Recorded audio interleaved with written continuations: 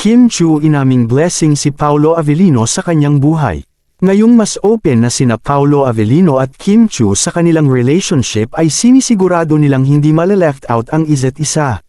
Sa isang panayam nga kay Kim Chiu ay inamin nitong nagpapasalamat siya sa pagdating ng aktor sa kanyang buhay.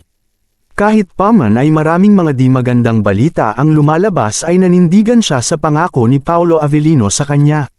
Marami kasing maingay sa kanilang paligid at laging kinokonekta ang aktor sa iba't ibang babae. Kabilang na dyan sina Ren Escanio at Janine Gutierrez.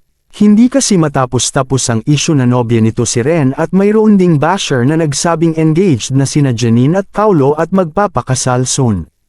Pawang walang katotohanan ang mga balita at una na itong nilinaw ni Paolo Avellino noon.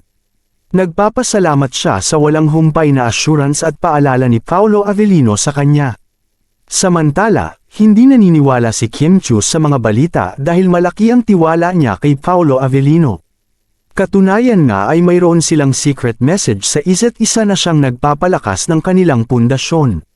Sa ngayon ay long distance muna ang dalawa dahil lumipad na pa Amerika si Paolo Avellino para sa show niya at si Kim naman ay pupunta ng Cebu sa Sabado. Ganun pa man, hindi daw nila pinagdududahan ang isa't isa dahil malaki ang gabay at assurance na ibinigay ni Paolo Avellino sa kanya.